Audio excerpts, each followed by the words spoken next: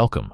Today we look back at one of the most defining events in human history, World War II. This was a conflict that reshaped nations, transformed societies, and changed the role of the United States in the world forever.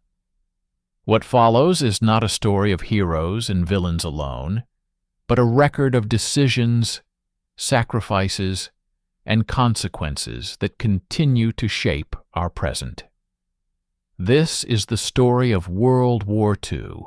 World War II, the war that reshaped the modern world. World War II was not just another conflict between nations. It was the most destructive war in human history, a global catastrophe that reshaped politics, borders, technology, and the lives of hundreds of millions of people.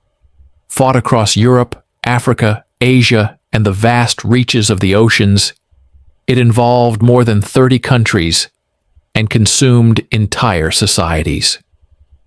For the United States, World War II marked the moment when the nation moved from relative isolation to global leadership, a transformation forged through sacrifice and total mobilization.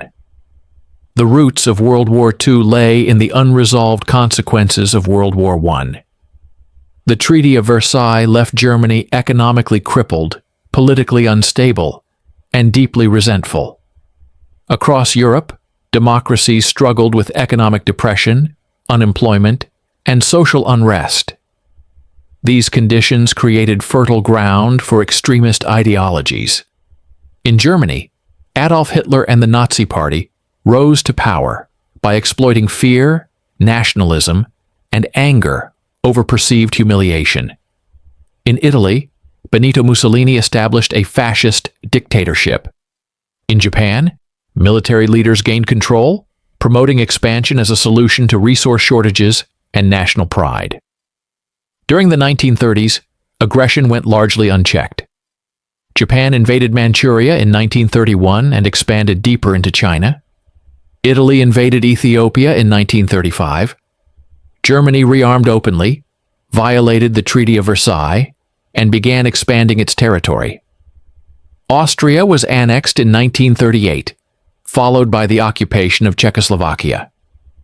Western powers pursued a policy of appeasement, hoping that concessions would prevent another major war.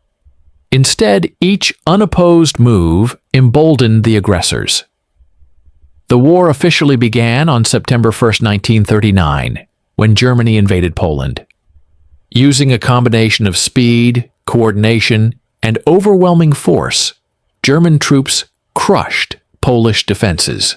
Britain and France declared war on Germany, but were initially unable to stop the advance. Within weeks, Poland was defeated and divided between Germany and the Soviet Union. Europe was once again at war. In the early years, Axis powers achieved stunning victories. Germany conquered much of Europe with lightning-fast campaigns, while Japan expanded across East Asia and the Pacific. For a time, it appeared that authoritarian regimes might dominate much of the world. Democracies struggled to respond, unprepared for the speed and scale of modern warfare. The United States initially remained neutral. Scarred by the losses of World War I, many Americans opposed involvement in another foreign war.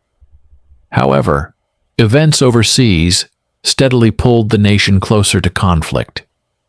American factories supplied allied nations, and tensions with Japan increased as Japanese expansion threatened American interests in the Pacific. World War II quickly became a war of entire societies. Factories, farms, laboratories, and cities were all part of the battlefield. Civilians were no longer distant from combat. Strategic bombing, occupation, genocide, and forced labor brought unprecedented suffering to non-combatants. The line between front lines and home fronts disappeared.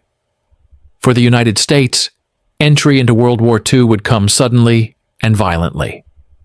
What followed would test the nation's military, economy, and values on a scale never seen before. The war would demand total commitment and exact a heavy price. Yet it would also define America's role in the world for generations to come. This was the beginning of a conflict that would decide not only who won battles, but what kind of world would exist after the fighting ended. America enters the war, Pearl Harbor, and total mobilization. In the early years of World War II, the United States remained officially neutral, but its position was becoming increasingly difficult to maintain. Across Europe and Asia, Axis powers were reshaping the world through force. Although most Americans opposed direct involvement, President Franklin D. Roosevelt understood that the nation could not remain isolated forever. The United States began supporting the Allies economically and strategically, even as it avoided open combat. By 1941, tensions between the United States and Japan had reached a breaking point. Japan's expansion across China and Southeast Asia threatened American interests and access to vital trade routes. In response, the United States imposed economic sanctions, including restrictions on oil and steel exports. These measures placed Japan in a desperate position. Without access to oil, its military could not function. Japanese leaders concluded that war with the United States was unavoidable and began planning a decisive strike intended to cripple American power in the Pacific. On the morning of December 7, 1941, Japanese carrier-based aircraft launched a surprise attack on the U.S. Pacific Fleet at Pearl Harbor, Hawaii. The attack was swift and devastating. Battleships were sunk or damaged, aircraft were destroyed on the ground, and over 2,400 Americans were killed. The strike achieved tactical surprise, but it failed to destroy American aircraft carriers, which were not present in the harbor. More importantly, it unified American public opinion overnight. The following day, President Roosevelt addressed Congress, calling December 7th a date which will live in infamy. Congress declared war on Japan almost unanimously. Within days, Germany and Italy declared war on the United States, bringing America fully into a global conflict spanning multiple continents and oceans. The United States was no longer preparing for war. It was at war. At the time of entry, the American military was not fully ready for a conflict of such magnitude. The Army was relatively small, training was incomplete, and much equipment was outdated. However, the United States possessed a decisive advantage: industrial capacity. What followed was one of the most rapid and comprehensive mobilizations in history. Factories that once produced automobiles, refrigerators, and consumer goods were converted to produce tanks, aircraft, ships, and ammunition. The American economy was transformed into a war machine. Millions of men were drafted or volunteered for service. Training camps spread across the country, turning civilians into soldiers, sailors, airmen, and Marines. Women entered the workforce in unprecedented numbers, filling factory jobs and keeping production lines running around the clock. Scientific research accelerated, leading to advances in radar, medicine, communications, and weapons technology. The home front became inseparable from the battlefield. American strategy quickly took shape. Working closely with Britain, U.S. leaders agreed that defeating Nazi Germany would be the priority, even as they fought to halt Japanese expansion in the Pacific. This Germany First strategy reflected the belief that Germany posed the greatest long-term threat to global stability. At the same time, American forces rushed to stabilize the Pacific, stopping Japanese advances and preparing for counteroffensives. The entry of the United States changed the balance of the war. American resources, manpower, and industrial output. The tide turns. How Axis momentum was broken. By 1942, the Axis powers appeared to dominate much of the world. Germany controlled most of continental Europe. Japanese forces had conquered vast areas of Asia and the Pacific, and Allied nations were fighting largely on the defensive. Yet beneath the surface, cracks were beginning to form. That year would mark a turning point, not because the war suddenly became easy, but because the momentum of Axis expansion was finally stopped and then reversed. In the Pacific, the first major shift came at the Battle of Midway in June 1942. After the attack on Pearl Harbor, Japan sought to destroy what remained of American naval power. Japanese planners aimed to lure U.S. aircraft carriers into a trap and eliminate them. Instead, American intelligence broke Japanese naval codes and anticipated the attack. When Japanese forces struck Midway Atoll, American carrier aircraft launched a counterattack. In a matter of hours, the United States Navy sank 4 Japanese aircraft carriers while losing one of its own. The loss was catastrophic for Japan. Experienced pilots and crews were gone, and Japan could no longer replace them at the same pace as the United States. Midway did not end the war in the Pacific, but it shifted the balance permanently. While Midway changed the course of the war at sea, an even larger struggle was unfolding in Eastern Europe. In 1941, Germany had invaded the Soviet Union in Operation Barbarossa, launching the largest land invasion in history. Initial German advances were massive, but by late 1942, the German army became bogged down deep inside Soviet territory. That winter, the Battle of Stalingrad became a defining moment of the war. At Stalingrad, German forces fought house to house in brutal urban combat. Soviet resistance was relentless. In November 1942, Soviet forces launched a massive counteroffensive, encircling the German Sixth Army. Cut off, undersupplied, and freezing, German troops were ordered to fight on. In February 1943, the remaining German forces surrendered. Hundreds of thousands were killed or captured. Stalingrad shattered the myth of German invincibility and marked the beginning of a continuous Soviet advance westward. In North Africa, American and British forces were also gaining ground. After early setbacks, Allied forces improved coordination and leadership. By May 1943, Axis forces in North Africa surrendered, removing Germany and Italy from the continent entirely. Control of the Mediterranean shifted toward the Allies, opening the way for future invasions of southern Europe. These defeats forced the Axis onto the defensive. Germany now faced relentless pressure on multiple fronts: Soviet armies advancing from the east, Allied air forces bombing German cities, and growing Allied strength in the Mediterranean. Japan faced a similar situation. After Midway and Guadalcanal, Japanese forces could no longer expand. They were forced to defend a shrinking perimeter across thousands of islands. The turning point of the war was not a single event, but a series of blows that changed its direction.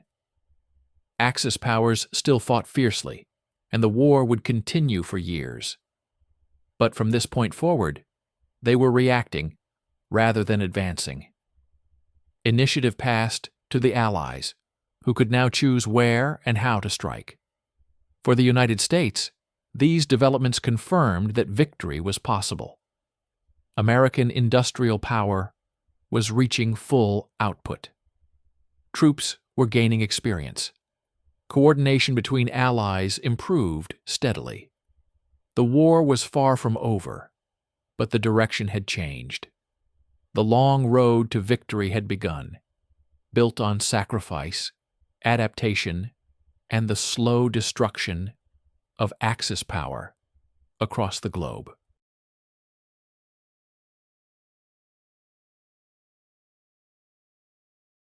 Total war, bombing campaigns, submarines, and the destruction of industry.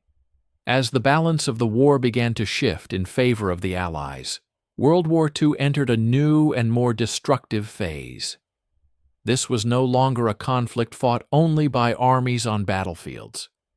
It became a war against entire nations, economies, and civilian populations. Industrial capacity, supply lines, and morale became just as important as soldiers and weapons. For the United States and its allies, winning the war meant destroying the enemy's ability to continue fighting. In Europe, the Allied strategic bombing campaign intensified. American and British air forces launched massive bombing raids against Germany's industrial heartland.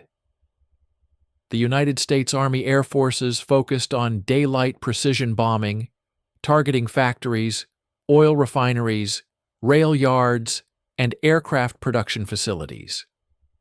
British forces conducted nighttime area bombing, aimed at crippling cities and infrastructure. Together, these campaigns devastated German industry and forced Germany to divert enormous resources to air defense. American bomber crews faced extreme danger. Flying deep into enemy territory, they encountered heavy anti-aircraft fire and waves of German fighter aircraft.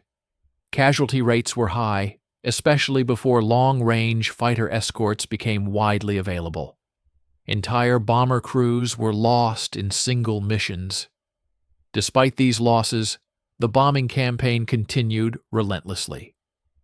By 1944, American fighters like the P-51 Mustang gained air superiority over Germany, allowing bombers to strike with increasing effectiveness. The bombing campaign had a profound impact.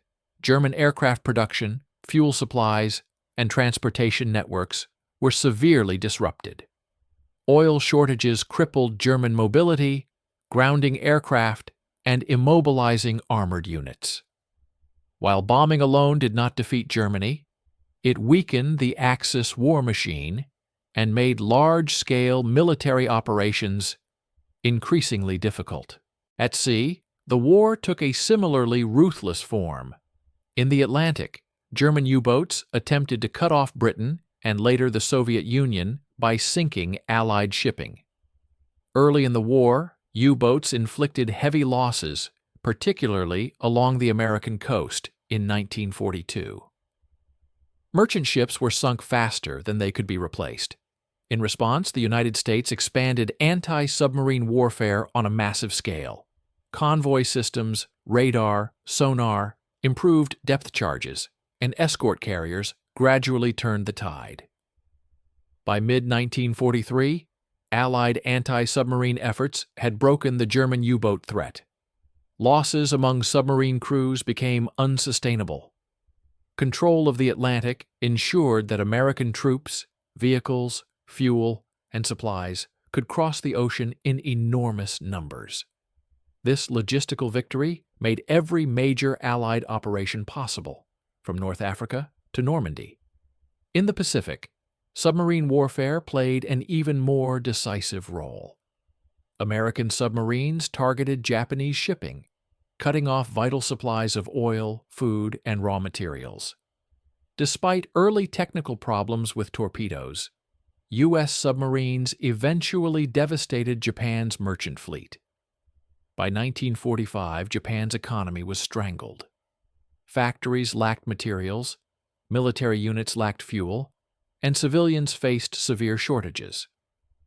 World War II demonstrated that modern war was a struggle of production and endurance. Nations that could mobilize industry, protect supply lines, and sustain pressure over time gained decisive advantages. The United States excelled in this form of warfare. Its factories produced weapons in staggering numbers, its shipyards launched fleets at unprecedented speed, and its logistical systems delivered resources across the globe. Total war blurred the line between combatants and civilians. Cities burned, industries collapsed, and millions of non-combatants, D-Day, and the liberation of Western Europe. By 1944, the Allies were ready to open the long-awaited Second Front in Western Europe. Years of planning, deception, and preparation led to Operation Overlord, the largest amphibious invasion in history. The objective was clear: land in Nazi-occupied France, establish a secure foothold, and begin the liberation of Western Europe. For the United States, this operation would test everything it had learned since entering the war. The invasion was preceded by an enormous deception campaign, designed to mislead German commanders about the location of the attack. Fake armies, false radio traffic, and dummy equipment convinced Germany that the invasion would come at Pas-de-Calais rather than Normandy. As a result, German forces were spread out and slow to respond when the real attack began. In the early hours of June 6, 1944, Allied paratroopers dropped behind enemy lines. American airborne divisions landed in darkness and confusion, often scattered far from their intended zones. Despite heavy casualties and disorganization, these troops disrupted German communications, secured key bridges, and delayed enemy reinforcements. Their actions played a critical role in weakening German defenses along the coast. At dawn, Allied forces stormed the beaches of Normandy. American troops landed at Utah Beach and Omaha Beach. At Utah, landings went relatively smoothly, and troops pushed inland with limited resistance. At Omaha, the situation was far more dire. German defenses were strong, elevated, and intact. American soldiers faced intense machine gun and artillery fire as soon as landing craft ramps dropped. Many were killed before reaching cover. Units were shattered, officers fell, and chaos dominated the beach. Despite horrific losses, small groups of American soldiers began to fight their way forward. Junior officers and non-commissioned officers took command, organizing assaults against bunkers and strongpoints. Using grenades, explosives, and sheer determination, they climbed the bluffs under fire and broke through German defenses. By the end of the day, American forces had secured footholds on both beaches. D-Day was costly, but it was a success. In the weeks that followed, fighting in Normandy was slow and brutal. The countryside was filled with hedgerows, narrow lanes, and small villages that favored the defender. German troops fought stubbornly, launching counterattacks and ambushes. American forces suffered heavy casualties and struggled to advance. Tanks and infantry adapted tactics to overcome the terrain, learning through hard experience. In late July 1944, American forces launched Operation Cobra, a massive breakout offensive supported by overwhelming air power. German defenses collapsed under the assault. Once free of the hedgerows, American armored units advanced rapidly across France.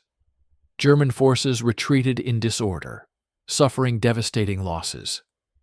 By August, Paris was liberated, and Allied armies surged toward Germany's borders. The liberation of Western Europe marked a decisive phase of the war. Nazi control was crumbling, and the Allies now carried the fight directly into the heart of the Third Reich. D-Day had opened the door, and American forces pushed through it with growing confidence, momentum, and determination.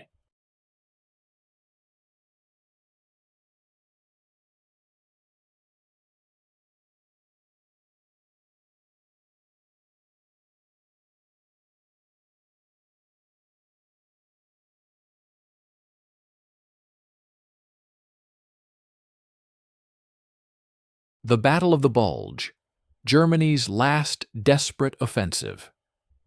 By the autumn of 1944, Allied forces had liberated much of Western Europe and stood along Germany's western frontier. Many American soldiers believed the war in Europe was nearing its end. German forces appeared exhausted, short of fuel, and steadily retreating. Allied commanders expected a continued advance toward the Rhine River. What they did not anticipate was one final, massive German counteroffensive designed to reverse the course of the war. In December 1944, Adolf Hitler launched a bold and desperate gamble. German forces attacked through the Ardennes Forest, a rugged region of Belgium and Luxembourg that Allied commanders considered unsuitable for a large-scale offensive. The area was lightly defended by American units, many of them inexperienced or resting after earlier fighting. Hitler's objective was to split Allied armies, capture the vital port of Antwerp, and force a negotiated peace in the West. It was Germany's last major attempt to change the outcome of the war. On December 16, 1944, German troops attacked under the cover of darkness, fog, and snow. Poor weather grounded Allied aircraft, depriving American forces of air support. German armor and infantry smashed through thin American lines, creating a deep bulge in the Allied front. Communications broke down, roads clogged with retreating units, and confusion spread rapidly. In the opening days, several American regiments were surrounded or overrun, and some were forced to withdraw under intense pressure. Winter conditions made the fighting especially brutal. Temperatures dropped well below freezing. Snow covered forests and roads. Many American soldiers lacked proper winter clothing and shelter. Frostbite became a serious threat, sometimes incapacitating more men than enemy fire. Despite these hardships, American units fought stubbornly. Small groups held road junctions, villages, and high ground, slowing the German advance and buying precious time. One of the most critical points of the battle was the town of Bastogne, a key road hub in Belgium. German forces surrounded the town, trapping American defenders, including elements of the 101st Airborne Division. Cut off from supplies and under constant attack, the defenders refused to surrender. When German commanders demanded their surrender, the American response was simple and defiant. Nuts. The stand at Bastogne became a powerful symbol of American resistance. As weather conditions improved, Allied air power returned to the battlefield. American aircraft attacked German supply lines, destroying fuel depots, vehicles, and bridges. German forces, already short on fuel and ammunition, began to lose momentum. At the same time, American reinforcements arrived in force. Armored units counterattacked, and the bulge in the front began to shrink. By January 1945, the German offensive had failed. The Allies had restored their lines, and German losses were devastating. Thousands of experienced soldiers, tanks, and aircraft were destroyed. The Battle of the Bulge became the largest and bloodiest battle fought by the United States Army during World War II. American casualties exceeded 70,000, including killed, wounded, and missing. The failure of the Ardennes offensive shattered Germany's last reserves. From that point forward, German forces in the West were incapable of launching major attacks. For American soldiers, the battle was a defining moment. They had endured surprise, extreme weather, and fierce resistance, yet they held their ground and prevailed. The road into Germany now lay open, and the end of the war in Europe was finally in sight.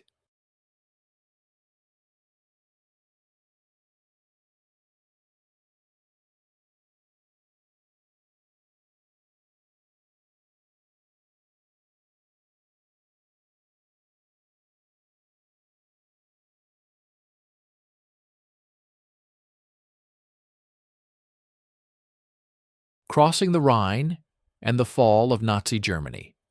By early 1945, Germany was collapsing under pressure from all sides. In the east, Soviet armies were advancing relentlessly toward Berlin.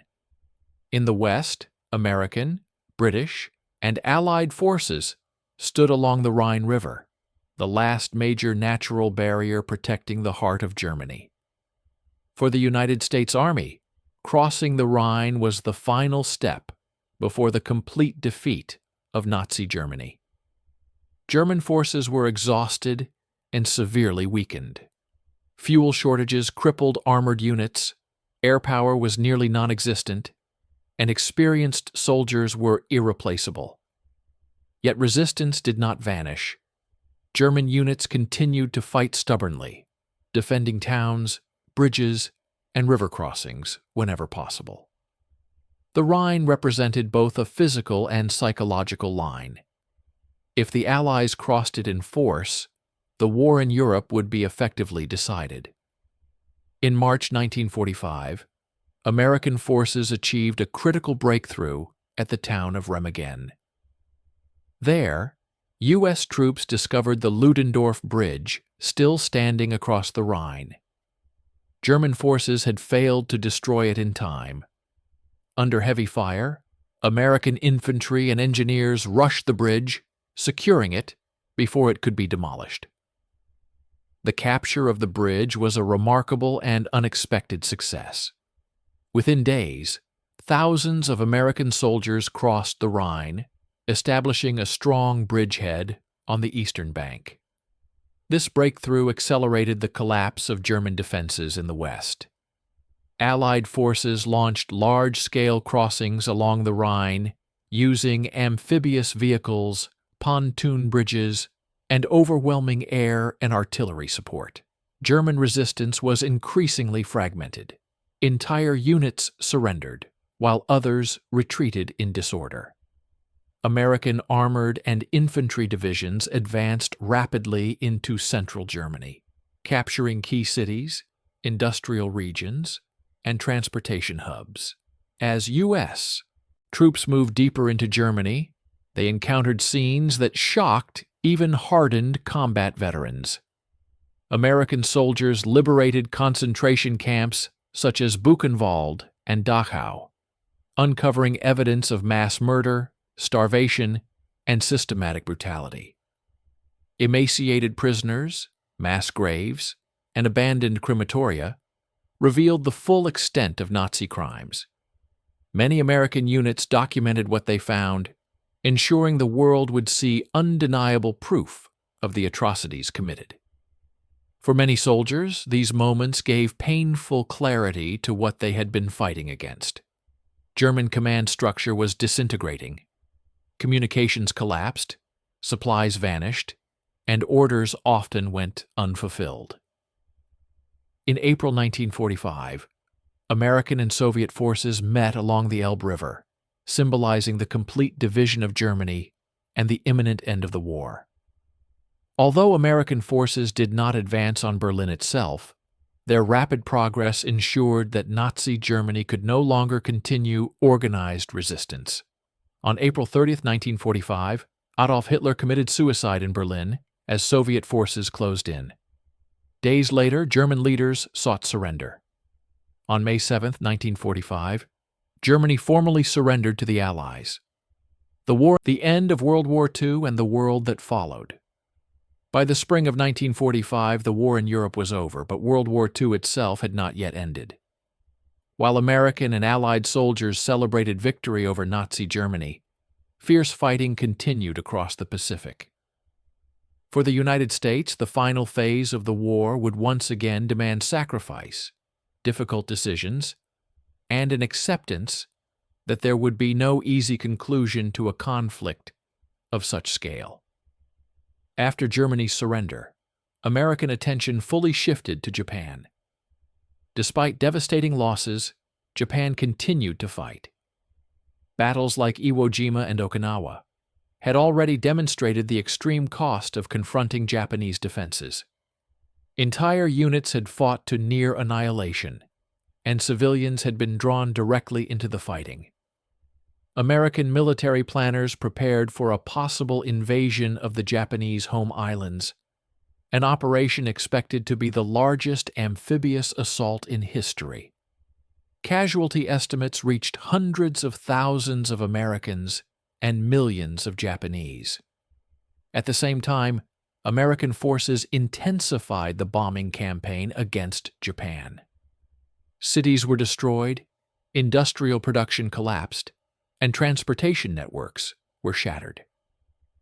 Yet Japanese leadership remained divided, unwilling to surrender unconditionally. The war appeared destined to continue into 1946, with unimaginable losses on both sides. In this context, the United States employed a new weapon developed in absolute secrecy. In August 1945, atomic bombs were dropped on Hiroshima and Nagasaki. The destruction was unprecedented. Tens of thousands were killed instantly, and many more died from injuries and radiation in the following weeks. The psychological shock was enormous. Combined with the Soviet Union's entry into the war against Japan, these events forced Japan's leadership to confront reality. On August 15, 1945, Emperor Hirohito announced Japan's surrender in a radio broadcast to the nation. For the first time, the Japanese people heard their emperor's voice. On September 2, 1945, formal surrender documents were signed aboard the USS Missouri in Tokyo Bay. World War II was officially over. For the United States, victory came at an immense cost. More than 16 million Americans had served in uniform. Over 400,000 had been killed. Millions more returned home, carrying physical wounds and psychological scars. Families, towns, and entire generations were shaped by absence and loss. The war left marks that would never fully fade. Yet World War II also transformed the United States in lasting ways. The nation emerged as a global superpower with unmatched industrial strength, military reach, and political influence. American leadership played a central role in rebuilding Europe and Japan, shaping a new international order intended to prevent another global catastrophe. Institutions, alliances, and security frameworks created after the war would define world politics for decades. The war also reshaped how Americans understood conflict itself. World War II demonstrated both the necessity and the horror of total war. It revealed the destructive power of modern technology, the vulnerability of civilian populations, and the moral weight carried by decisions made far from the battlefield. Victory had been achieved, but it came with questions that would never have simple answers. Today, World War II stands as a defining chapter in modern history. It is remembered not only for battles and leaders, but for the ordinary individuals who endured extraordinary circumstances. Soldiers who stormed beaches, sailors who crossed hostile seas, airmen who flew into fire, and civilians who survived occupation and bombardment, all shaped the outcome of the war. For the United States, World War II marked a turning point. It ended isolation. World War II reshaped the world we live in today. Its victories, losses, and lessons remind us of the cost of global conflict and the value of cooperation. By remembering this history, we honor those who lived through it and better understand the world they left behind. Thank you for watching, and thank you for remembering.